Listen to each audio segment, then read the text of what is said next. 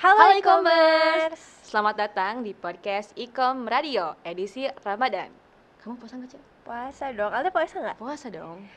Jadi teman-teman, berhubung kali ini bulan puasa, aku di sini berdoa semoga kita semua dilancarkan dalam menjalankan ibadah puasa selama 1 bulan ini. Amin ya Allah.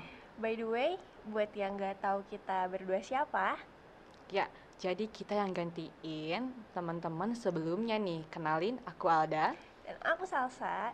Jadi kita berdua akan menemani sobat e-commerce untuk beberapa menit ke depan di podcast Sosial Dilema season 2 episode 3. Ya, temanya apa nih? Temanya tak tahu. Tak tahu. Apa Apa itu itu tak tak tahu?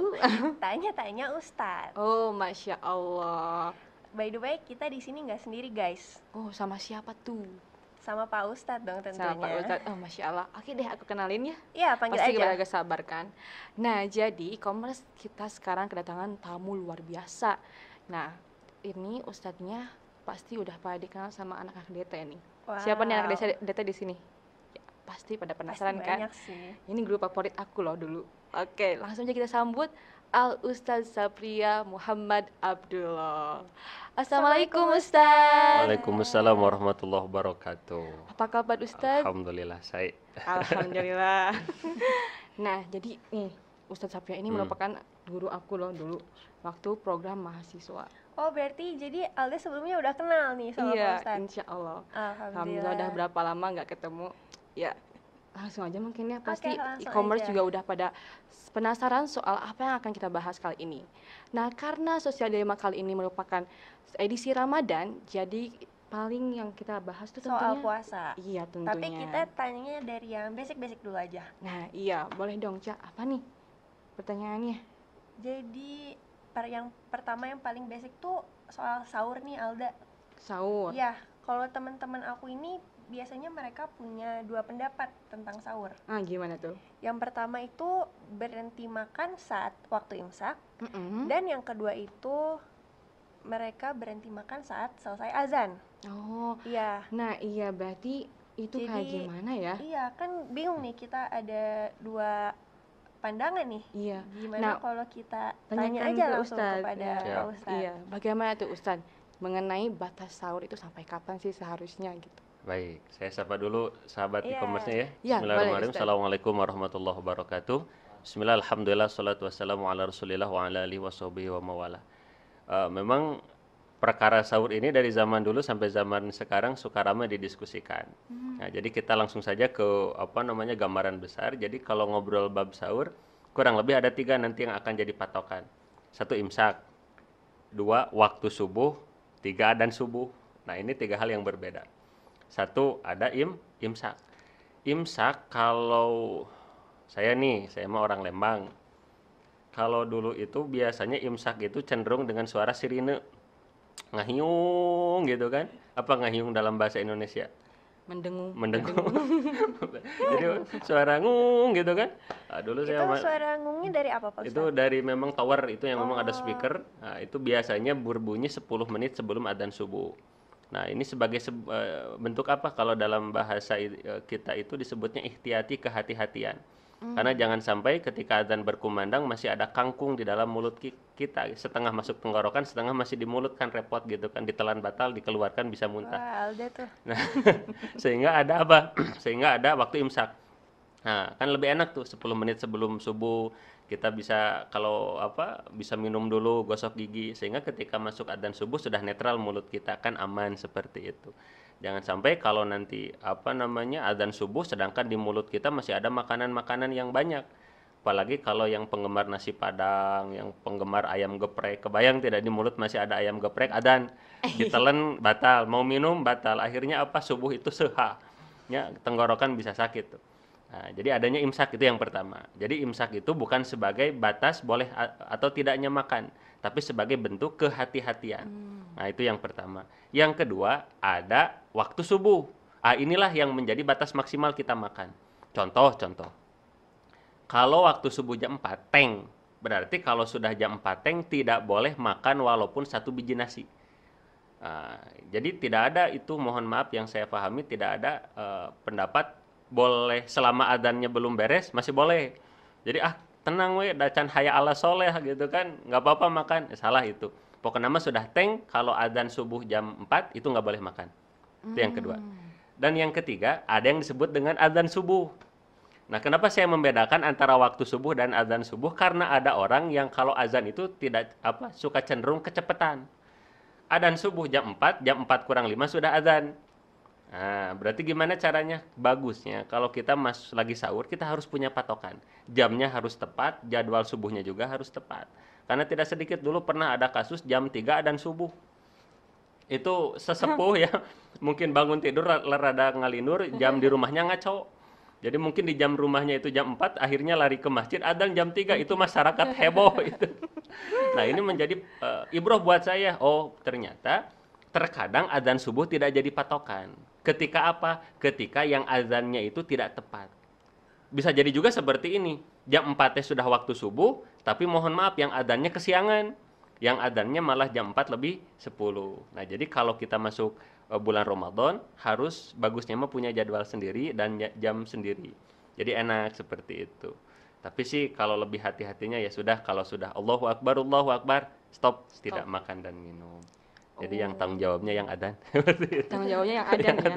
Kalau adzannya lebih awal berarti lebih aman. gitu. Lebih awal kalau subuh. Tapi kalau maghrib sebaliknya. Lebih baik rada telat daripada lebih awal. Contoh maghrib jam 6, jam 6 kurang 5 sudah maghrib, itu sekampung batal semua. Iya, Kodo semua. Masya Allah. Kodo berjamaah. Nah, itu kurang lebih. Jadi ada imsak, ada waktu subuh, ada adzan subuh. Insyaallah. Iya, Masya Allah. Jadi udah terjawab ya Alda? Iya, insya Allah lah, udah jelas ya. Pokoknya intinya kalau sahur itu harus tepat waktunya di adzan subuh, gak boleh makan lagi. Nah, kita lanjut ke pertanyaan selanjutnya soal pembatalan puasa nih ya. Betul. Nah, kan suka ada ya Ustadz teman-teman yang kadang suka ngejailin, ngegodain kita gitu misalnya. Buka yuk udah jam segini misalnya. Hollywood yuk jam 12 gitu kan. Kayak selesai nih waktu di kelas biasanya. Sama siapa? Kan biasa banyak teman-teman kayak puasa nggak? Kita beli seblak yuk. Nah, kayak gitu. Nah, Ustadz, kalau hukum membatalkan puasa tuh di tengah hari itu tuh bagaimana ya Ustadz? Dosanya itu seperti apa ya kalau di bulan Ramadan gitu kan? Membatalkan puasa gitu ya? Iya. Secara sengaja ya? Jadi kalau membatalkan puasa itu nanti ada dua jenisnya. Ada membatalkan puasa dengan disengaja, ada membatalkan puasa dengan tidak disengaja. Itu ya. Jadi perbedaannya ada yang disengaja, ada yang tidak disengaja. Kalau tidak disengaja, jangankan minum 1 gelas, minum 1 galon pun, asal tidak sengaja dalam artian lupa gitu kan, maka itu tidak jadi batal puasanya. Gitu ya. Jadi walaupun habis misalnya nasi Padang 2 pincuk ditambah jus, mangga ditambah jus, seblak dan lain sebagainya. Beres itu, tiba-tiba astagfirullahaladzim sedang puasa, istighfar atau alhamdulillah. Alhamdulillah, dan nikmat dari Allah tidak menjadi batal puasanya. Itu yang pertama, yakni melakukan pembatalan tapi tidak disengaja. Nah, yang kedua ada melakukan pembatalan dengan disengaja. Nah, melakukan pembatalan dengan disengaja ini terbagi dua. Ada orang yang membatalkan puasa dengan disengaja karena saking lemahnya diri dia. Tapi dia masih menghormati syariat Islam. Ada yang kedua, dia itu membatalkan puasa disertai dengan tidak menghormati syariat Islam. Contoh, hari kamu teh gimana? Ini teh baru juga jam 1, baru juga beres adzan duhur, meni sudah minum sirup deh. Aduh, nggak kuat. Ini melihat alam dunia teh meni merasa kunyang-kunyang gitu hararejo. Saya mah lemes. Atuh dosa. Saya ge tahu dosa tapi da kumaha. Nah, itu yang pertama. Ada orang yang kedua. Kamu teh baru juga jam 1 sudah makan seblak. Teu nanaon kumaha? Teu nanaon lah keur naon puasa. Puasa teu puasa ge sarua-rua keneh hirup mah misalnya. Puasa tidak puasa mah gini-gini aja gitu. Jadi dia ini membatalkan puasa dengan disengaja sekaligus dengan meremehkan ajaran Islam. Nah, ini yang kedua lebih bahaya. Dua-duanya sih dosa.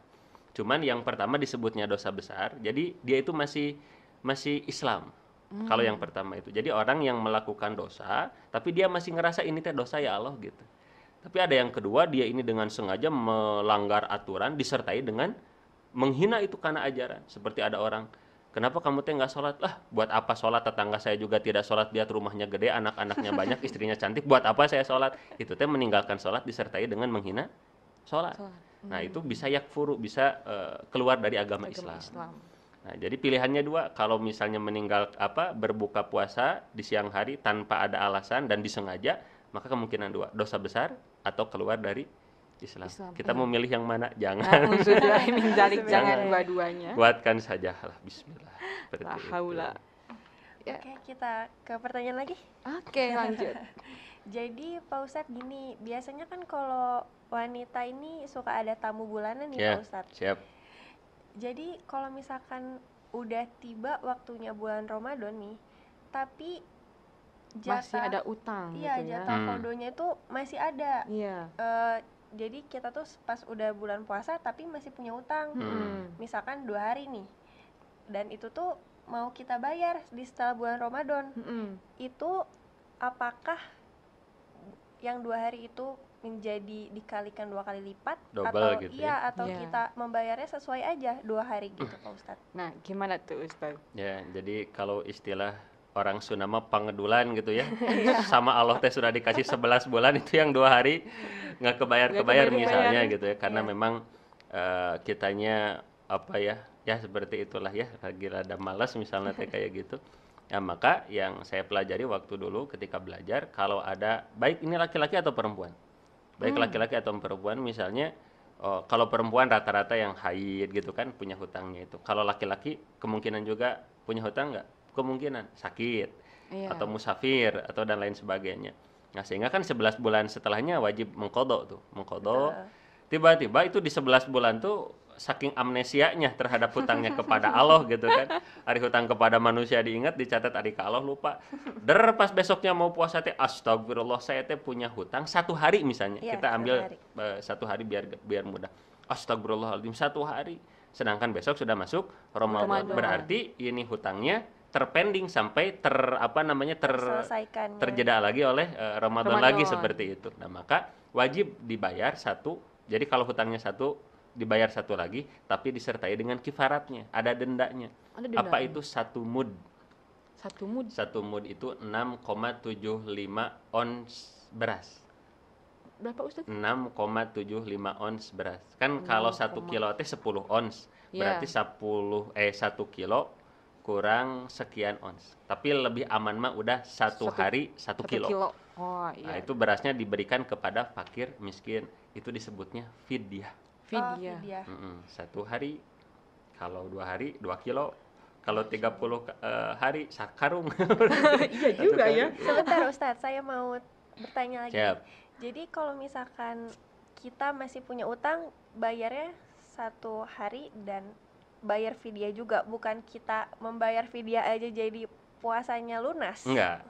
Berbeda fidyah ya, aja itu nanti kan ada ketentuannya, ada 9 orang yang memang tidak wajib puasa.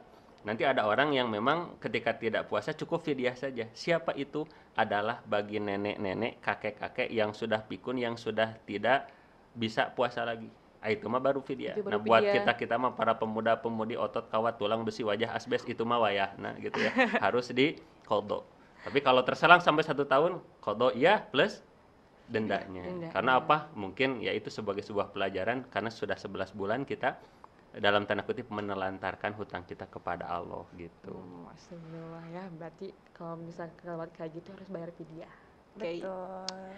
Ya Ustadz, aku tuh suka ngedengar seliuran-seliuran gitu ya soal pembatalan puasa. Kayak misalnya, kamu berenang puasa. Kan kalau berenang nanti batal. Kalau enggak ngerendam di air nanti kentut, nanti masuk air nanti batal gitu ya. Betul. Nah, apakah benar itu teh batal, Ustadz? Oh, ini kalau ngebahas ini bisa sejam 2 jam ini. Masya Allah.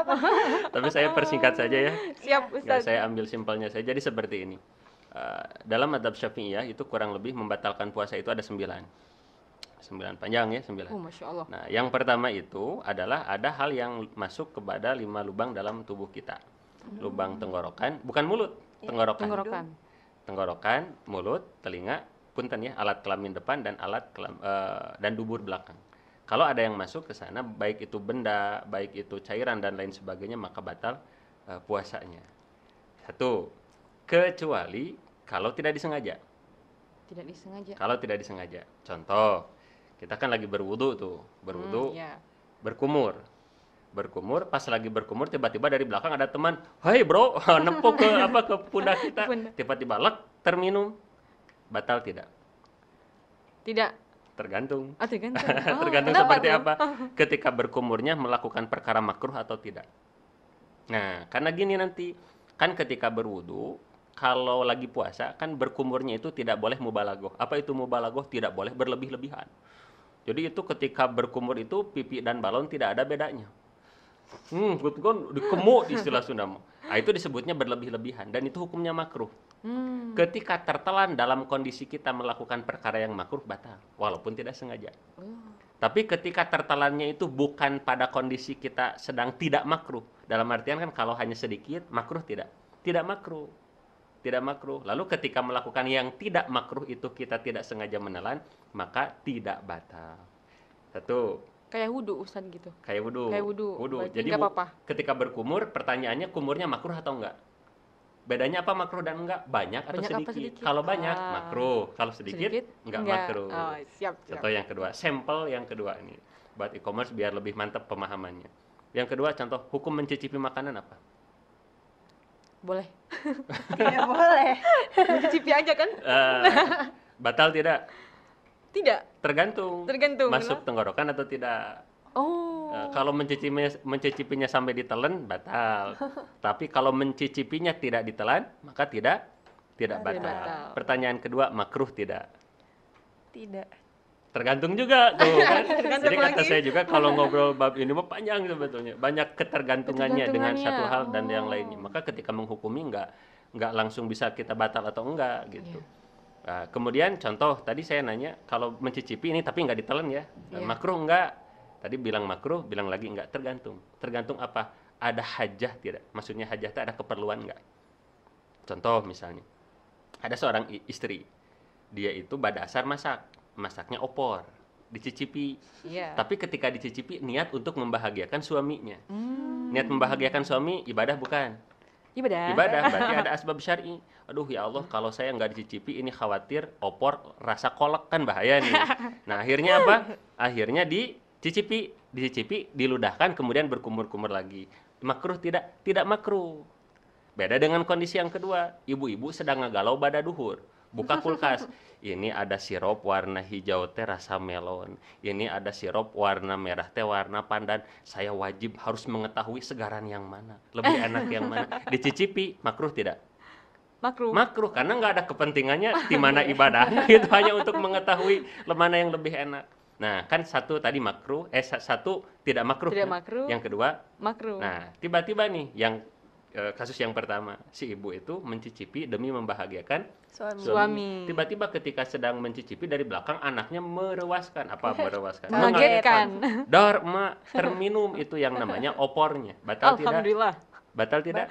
Enggak batal. Kan enggak makruh itu. Enggak makruh dan enggak sengaja, ya. Kemudian yang kedua berbeda dengan orang ibu-ibu yang lagi galau tentang sirup. Nah, dicicipi kan itu makruh ya. Nah, kemudian ada yang mengagetkan dan tertelan. Tertelannya sama tidak sengaja ya. Tapi ketika ketidaksengajaan itu disertai dengan perkara yang makruh, maka batal. 2. Ini mengantarkan kepada pertanyaan. Hukum berenang ketika puasa hukumnya apa? Itu makruh. Berenang atau mandi di bathtub, berendam, apalagi masuk ke dalam toren, itu makruh hukumnya. Nah, contoh, kalau mandi biasa makruh nggak? Enggak, kalau mandi biasa mah. Nah, contoh kita mandi di pancuran pakai gayung. Tiba-tiba nggak sengaja ya, masuk ke telinga air, batal tidak? Nggak batal. Karena apa? Mandi biasa hukumnya tidak makruh. Nah, sedangkan berenang hukumnya makruh. Walaupun ada yang masuk, mohon maaf, baik ke belakang, lubang belakang atau ke telinga, ke hidung, kan nggak sengaja. Tapi kamu ngelakuin ketidaksengajaan itu disertai dengan perbuatan yang makruh, akhirnya menjadi batal. Seperti itu. Seperti itu. Itu menjadi urutan paradigma berpikirnya. Gitu. Masya Allah ya, panjang, banyak tergantungnya juga. Siap. Kalau ini menyikat gigi. Nah, iya. Kan batal ya? tidak gitu? Nah, iya. Tergantung lagi. Sikat giginya dimakan tidak? Oh. Enggak ya. Selama sikat giginya tidak dimakan, pasta giginya tidak dimakan, maka tidak batal. Nah, sebagian ulama mengatakan kalau selama masih sebelum duhur nggak apa-apa, nggak makruh. Selama sebelum duhur. Tapi kalau setelah duhur ke sana itu hukumnya menjadi perkara yang makruh. Tapi sekali lagi tidak membatalkan puasa. Dengan syarat jangan sampai ada yang lewat ke tenggorokan. Seperti itu. Dan hal yang kedua, kalau ada rasanya itu memang yang saya pahami dari mulai ba'da subuh juga, kalau ada rasanya itu makruh. Jadi kalau bisa ya cari pasta gigi yang tidak ada rasanya. Oh, berarti kalau misalnya pasta giginya berasa stroberi gitu nggak boleh, Apalagi Ustaz? misalnya yang pakai pasta gigi anak-anak. komodo misalnya. Kodomo. Kan tidak boleh nyebut merek ya. Oh iya, astagfirullah. Kita nggak disponsori. Misalnya pakai pasta gigi komodo walaupun sudah ibu-ibu rasa stroberi. Nah, itu walaupun ba'da subuh sudah makruh. Kenapa? Sudah ada rasanya. Oh. Tapi kalau misalnya hanya sikat giginya saja, itu kan netral ya, maka itu Iya. tidak jadi masalah. Oh, tidak Selama jadi tidak masalah. melebihi waktu zuhur. Iya. Nah, lagi Ustadz, Siap. mohon maaf ini. Kan tadi kalau misalnya ada sesuatu hal yang masuk dari lubang ini. Nah, teman aku kemarin aja baru nanya, "Dak, kalau misalnya ngupil emang bener batal katanya tuh." Gali Nah, lubang gimana? ya. Iya, gali lubang. Ya, jadi hobi mencari harta karun dan emas ini kadang sudah menjadi kebutuhan primer bagi teman-teman saudara-saudara kita. Nah, catatannya apa? Selama tidak melebihi tulang rangu apa di sini ya. Kalau kita menekan di sini ada tulang. Ada tulang rawan mungkin ya bahasanya. Iya. Kalau kita memasukkan sesuatu ke sini suka ada nyerengnya dalam bahasa Indonesia ada. Kayak abis minum bersoda gitu. Nah, nggak enak lah di Nah, sini. iya. Selama tidak melebihi ini maka tidak membatalkan puasanya. Jadi cukup ya sepertinya kalau hanya sekedar memasukkan jari aman, asal jangan seluruh jarinya sampai masuk ke dalam hidung. Jadi itu tidak menjadi masalah. Tapi kalau terlalu berlebihan ke dalam itu bisa batal. Kalau tidak salah seperti swab. Nah, swab di siang hari itu bisa membatalkan puasa. Seperti itu. Kalau untuk membersihkan telinga dengan cotton bud, Nah, Pak itu kalau mau membersihkan telinga harus pakai jari saja. Karena kalau membersihkan telinga ketika puasa menggunakan cotton bud itu batal puasanya. Atau misalnya lagi ngabuburit, di depan kita ada ayam jago lewat, cabut bulunya tuh sambil menggeret telinga, Iya. gitu kan. Mantap. Menunggu waktu maghrib itu batal. Kenapa? Karena melebihi kadar bolehnya masuk itu hanya sebatas ketika kita memasukkan jari. Jadi kan nggak terlalu dalam ya. Tapi kalau pakai cotton bud itu bisa terlalu dalam dan bisa membatalkan puasa. Jadi nunggu saja nanti Maghrib baru bisa ya menggali. Wah. Oke, lanjut lagi dong, Cak. Ada Gimana? lagi Ada pertanyaannya? satu lagi yang terakhir ya? Iya, kayaknya ini sesi pertanyaan terakhir Iya. mengenai buka ya. Iya. Kan yang namanya buka puasa Itu ya. namanya kita suka lapar mata, Alda. Iya, benar Betul. banget. Di Geger Kalong lu makanan banyak ya. Iya, bukaan. Kesana beli ini, kesana beli itu, Betul. dikumpulin semuanya, terus dimakan Ustadz. Kemudian yang dimakan itu asal-asalan gitu. Dan gak habis, jadinya mau Ya, bazir. Bazir. Nah, terus Ustadznya hukumnya gimana nih? Kalau misalnya makan ketika berbuka itu aturannya seperti apa sih? Kalau Nabi itu gimana sih buka puasanya gitu? Yang harus kita pahami bahwa hukum buka puasa itu wajib. Hukum buka puasa itu wajib. Nggak boleh kita ada pemahaman biar gede pahalanya 30 hari puasa tanpa buka. Salah. Khawatir seperti itu ya. Itu yang pertama. Yang kedua, yang namanya buka puasa itu hukumnya wajib, sedangkan sahur hukumnya sunnah. Tapi tetap walaupun hukumnya sunnah, kita tidak boleh menyepelekan dah sunnah ini, jangan gitu. Jadi tetap kita juga harus mementingkan. Kemudian yang kedua, ini kita ngobrolnya buka saja ya. Ketika buka, ini yang pertama kita yakini buka puasa itu hukumnya wajib. Yang kedua, sunnah disegerakan. Gitu. Jangan sampai nambah pahala lumayan nanti aja dan isya, enggak juga seperti itu. Malah jadi makruh nanti ke sana. Bukannya nambah pahala, malah mengurangi pahala. Jadi ketika berkumandang azan, asal catatannya sudah waktunya ya. Hati-hati tuh kalau kita punya tetangga masjid yang memang kita sudah mengenal ini suka kelebihan deh gitu. Jadi jam 6 adzan maghrib, jam 6 kurang 5 sudah adzan misalnya. Itu kan berbahaya kalau di bulan puasa. Bisa batal puasanya kita. Nah, jadi kita punya patokan kalau udah jam 6 harus langsung dibatalkan puasa kita. Nah, sunnahnya dengan apa? Dengan kurma. Bukan dengan hal yang manis. Dengan kurma dalam keterangannya. Karena beda, setiap kurma itu manis, tapi tidak setiap yang manis itu kurma. Seperti itu. Jadi sunnahnya kurma dulu, bukan air dulu loh. Kurma dulu. Nah, setelah itu misalnya karena nggak enak, mungkin gatal, baru dengan air. Setelah itu kita misalnya melaksanakan sholat maghrib dulu. Nah, biar enak tubuh kita kan nyantai, si lambung juga tidak terlalu berat. Karena sudah berpuasa dari subuh sampai maghrib, tiba-tiba kehadiran tamu gorengan, bala-bala, gehus, seblak, peuteui, jengkol dan lain sebagainya. Itu tidak sedikit ada orang kalau istilah Sunda mah kateuhak. Apa itu kateuhak? Timbul lahma.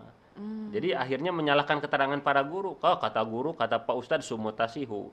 Saumlah kalian, niscaya kalian akan sehat. Saya kok puasa hari ke-7 malah kolesterol naik, makin aku. Ternyata cara kita berbukanya yang salah. Kenapa ada orang yang ketika berbuka itu menyiapkan segala makanan gitu kan, nasi padang rendang, nasi padang ayam bakar gitu kan, belum seblak cekernya, dan lain sebagainya.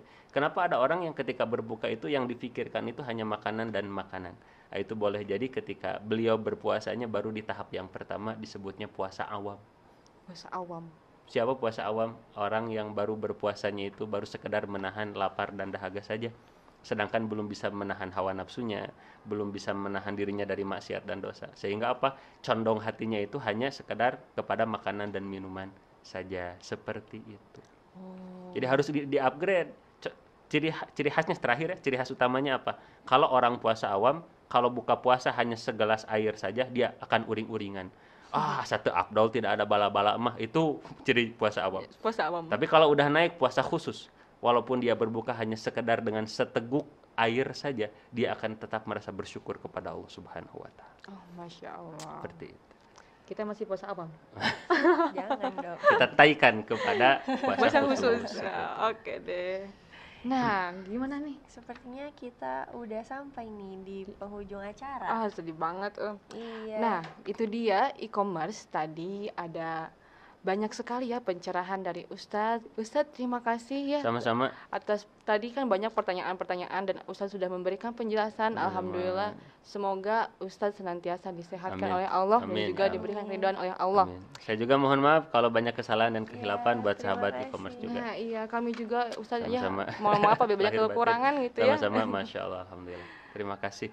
Ya, jadi e-commerce jangan lupa untuk saksikan podcast Sosial Dilema setiap hari Rabu malam, dan jangan lupa nonton juga ya di YouTube dan juga Spotify. Iya, betul sekali. Aku Salsa dan aku Alda.